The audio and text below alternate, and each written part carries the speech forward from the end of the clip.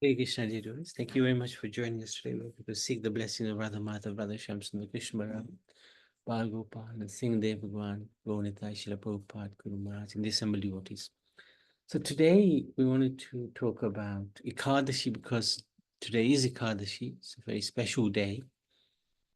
It's in the Bhagavatam. Krishna explains, it is explained in the 12th canto, 12th chapter, 60th verse. Dvadasyam Ekadasyam va Shvanam Ayush Yavan Bhavet Pathayatyanasannam Payata Bhuto Bhavati Patakat. One who hears this Bhagavatam on the Ekadashi or Dwadasi day is assured of long life. One who recites it with careful attention while fasting is purified of all sinful reactions. So it shows how on Ekadashi, if one does read the scriptures or do bhakti, it's very special. Why is it special? Ekadashi was the name given to a young girl who manifested from the body of Lord Vishnu on the 11th day of the waning moon.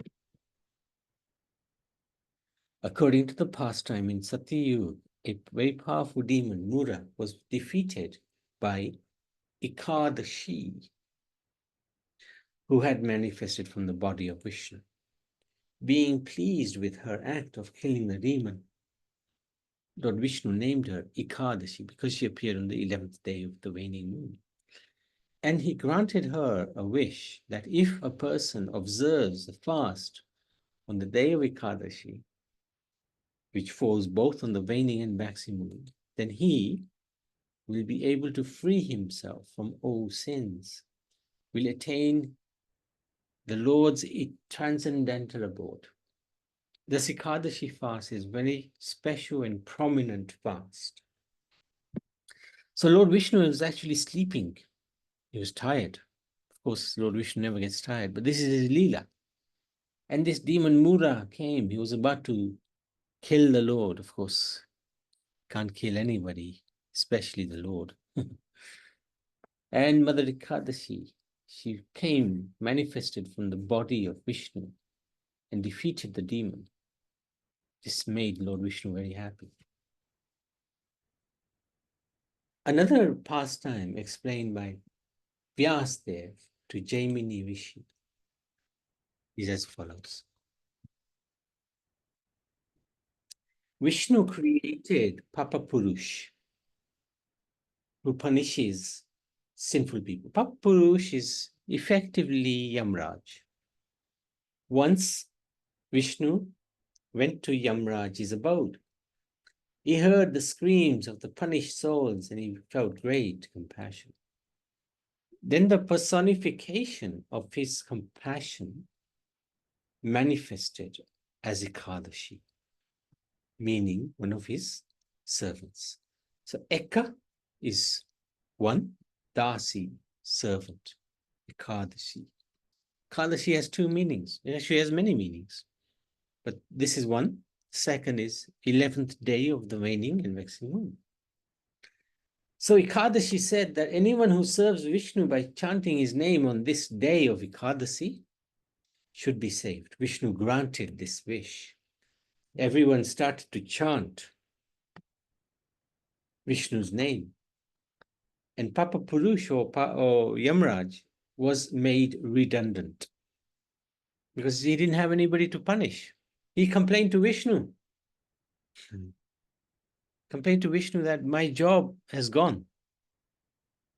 Vishnu then said to Papa Purush that when the days of Ekadashi comes, he can enter into beans, grains, and cereals.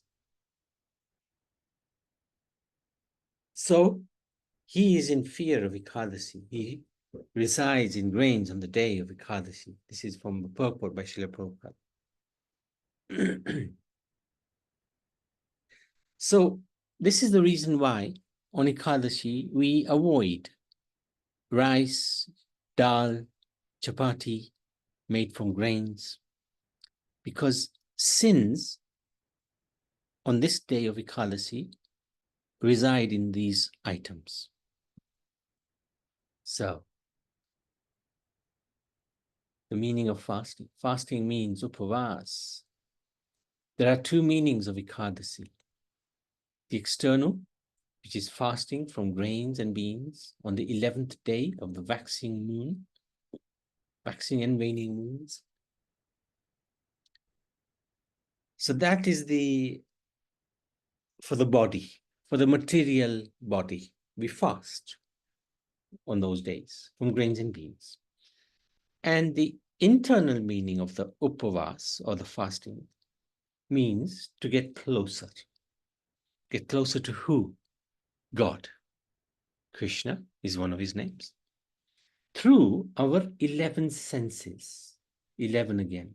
Ekadashi upavas. So we try to fast by letting senses not enjoy themselves. And when automatically when you eat, not eating, your senses calm down. There's not such great urge to satisfy the senses because you are not eating. It helps. The idea is that we reduce our basic needs of eating and sleeping so that absorption in Krishna through the 11 senses increases.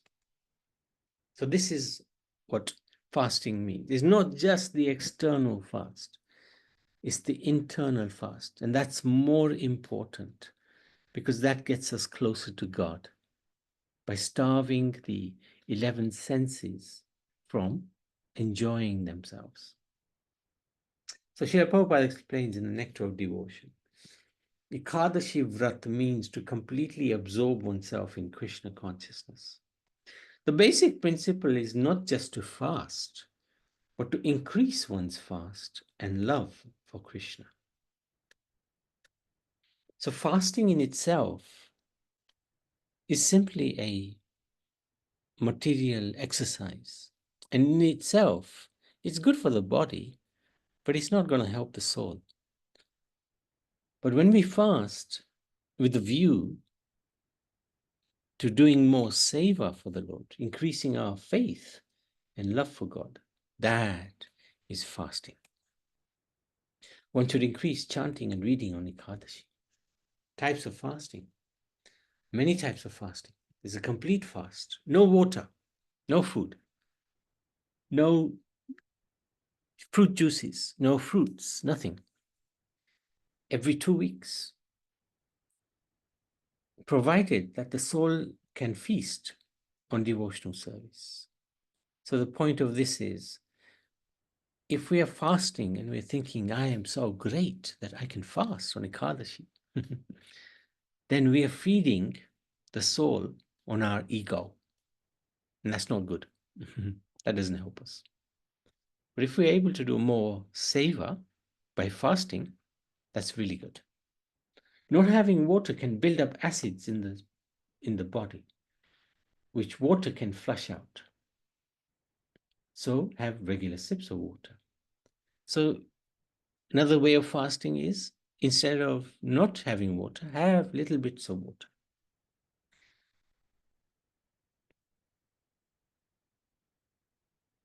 Ambarish Maharaj, he is a great devotee, long back, millions of years ago, Satyayug time. He fasted on Ekadashi. He would fast for a long time. And he would finish his fast by drinking water. If water and fruit juices are not enough to keep high levels of energy for spiritual purpose, then can take fruits, vegetables, and nuts.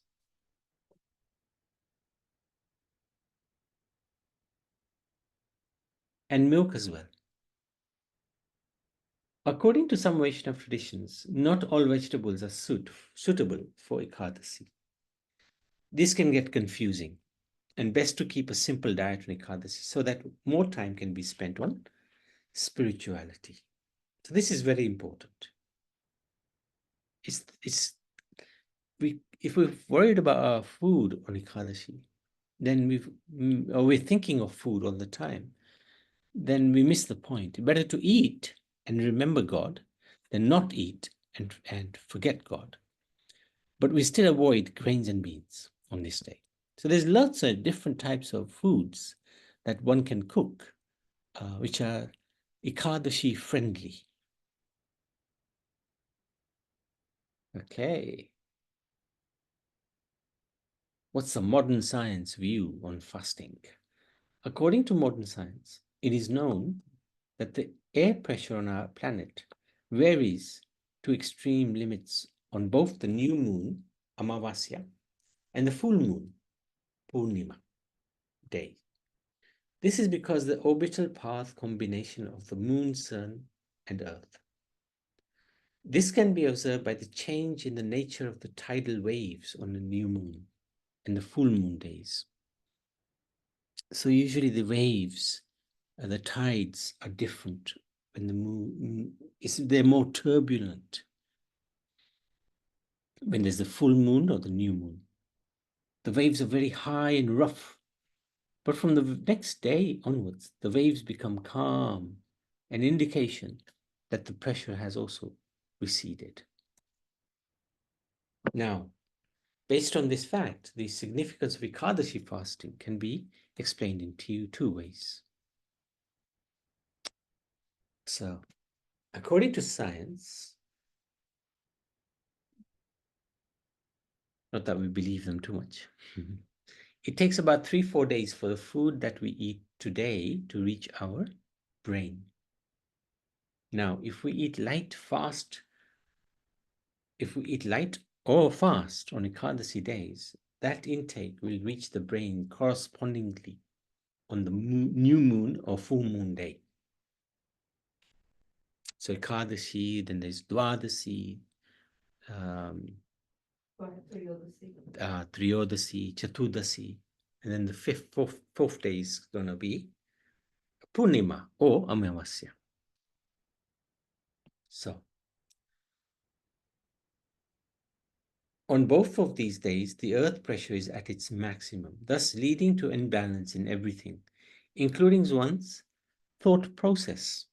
So if the input to the brain is at a minimum, the chances of the brain indulging in any wayward activity due to high pressure imbalance also becomes minimal. So it's a really interesting point. Another explanation for the Ekadashi fasting is that compared to any other day of the moon cycle, the atmospheric pressure is the lowest on the Ekadashi days.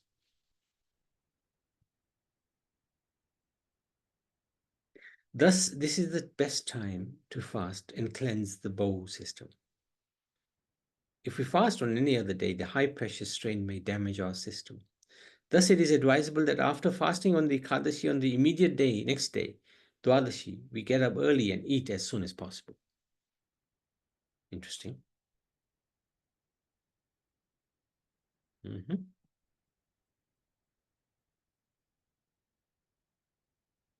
As per both the above theories, the fasting practice on the Ekadashi days have a strong scientific base. People who observe the fast are asked to stay away from all types of grains and to have a light diet of nuts, fruits, milk, etc. Fasting gives the system a rest. If we're eating all day, all the time, every day, our digestive system gets a little overused. And that's why some people have indigestion, can't digest properly the food that they eat.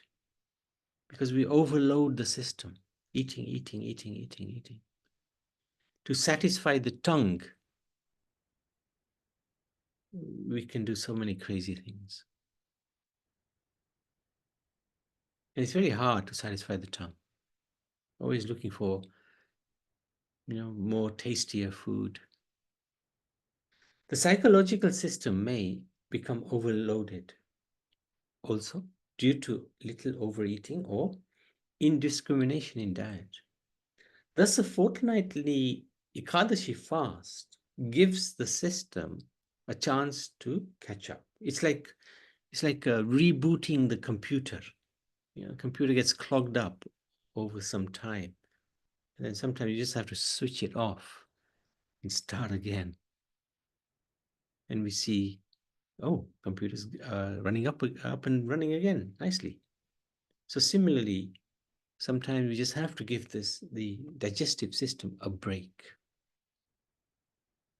We know that the digestive system draws the blood circulation towards the digestive organs.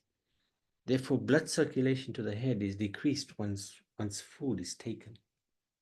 So we feel sleepy. Thus, the observance of Ekadashis helps us to recharge our brain and mind, keeping us more alert, sharp, focused, and more aware. The fortnightly Ekadashi fast, accompanied with healthy eating, improves insulin responsiveness, lowers blood cholesterol, and prolongs lifespan. There's some yogis who simply live on very little. Some are so powerful, they eat very, very, very little, maybe once in a few days.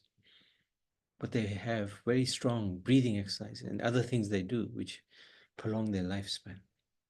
It helps improve the mental stability of people suffering from anxiety and depression. It also detoxifies the body, cleanses the blood, improves the functioning of livers and kidneys. It is amazing how the ancient Vedic people devised this method to keep ourselves fit and free from any negative influences. So this Ekadashi fast has been there since the beginning of time, practically. Very powerful, very important. Yeah, that's right. And the modern scientists, there was one fellow, he's a Japanese cell biologist. His name is Yoshinori Ushumi. He actually won a Nobel Peace Prize in medicine 2016 for exactly what is said in the Vedic scriptures millions of years ago. His research showed how cells recycle and renew their content, i.e., they become rejuvenated, a process called autophagy. Fasting activates autophagy. It helps slow down the aging process and has a positive impact on cell renewal, and it's associated with longevity. Live longer. This is the fellow here. So scientists have found that fasting for more than 12 hours, up to 24 hours, and maybe 36 hours, triggers autophagy. There is a large body of research that connects fasting with improved blood sugar control, reduced inflammation, weight loss, improved brain function. So this fasting, now people are finding out it's huge benefits. And especially the fasting on the 11th day is very beneficial. To increase longevity and also look young, scientific research discovered that calorie intake needs to be reduced by 25%. And after extensive experiments, they determined that this can be attained by fasting once in 2 weeks for 36 hours. And guess what? That's exactly what Ekadashi is. You fast from the night before Ekadashi until the morning after Ekadashi. That's effectively 36 hours. By every person between the age of 8 and 80, we are constantly eating and making our stomach work hard to digest the food. Thus, to give the stomach a rest every couple of weeks is a good way to detoxify the body. A break in eating every now and then can help us reduce weight of the body and help us become mentally strong. The moon controls the mind, so fasting when the moon is very active on the 11th day will help us control the mind.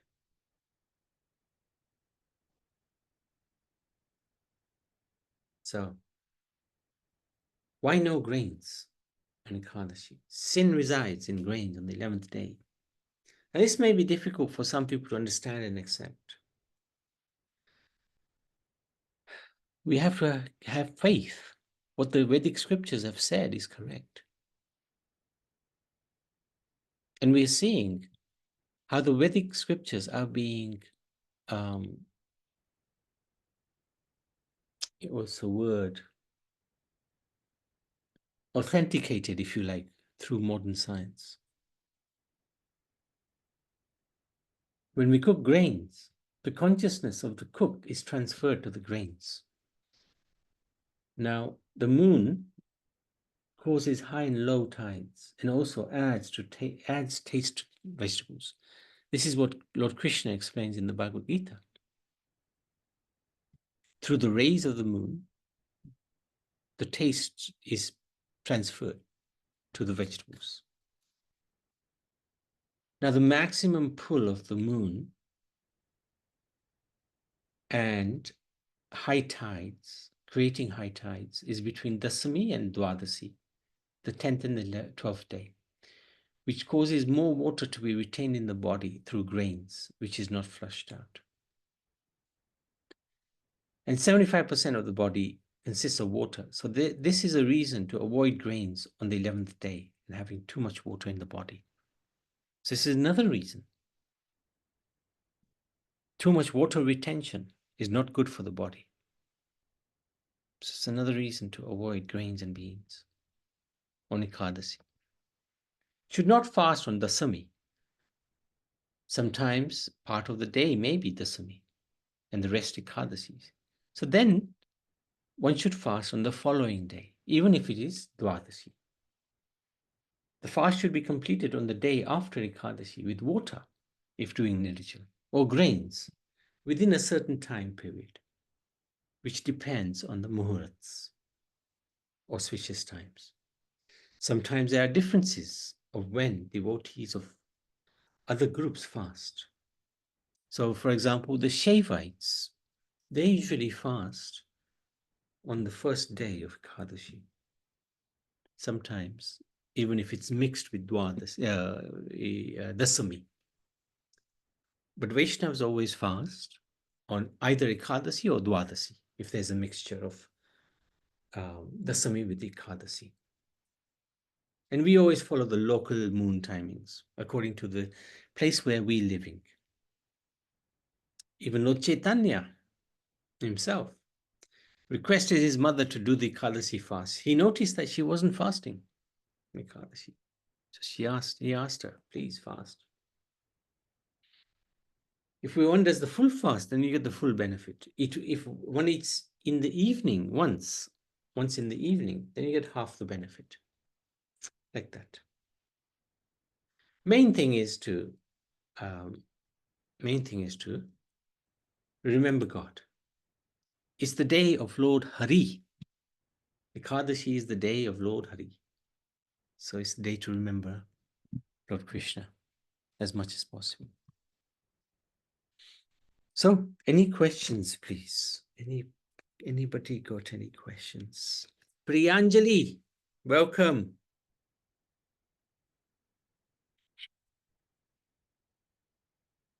You got any? Hare Krishna, Prabhuji. Hare Krishna, how are you doing? I'm fine, Prabhuji. That's good. So, any questions on Ekadashi?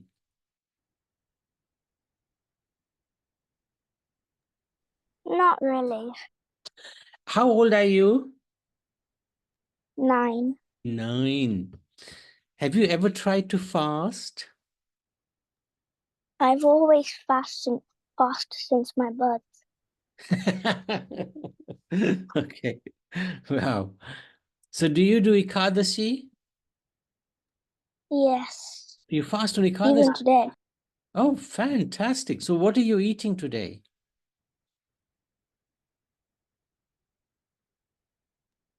I'm You're not sure? not sure. That's okay. That's really good to hear, Priyanjali. There's a lot of benefits from fasting. Very good. Very good. Thank you so much. Sorry? Makes you disciplined. True. Oh, wait, I have one question. Sure.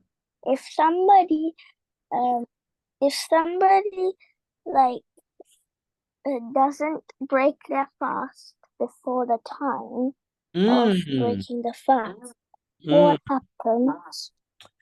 What happens? It's not a sin.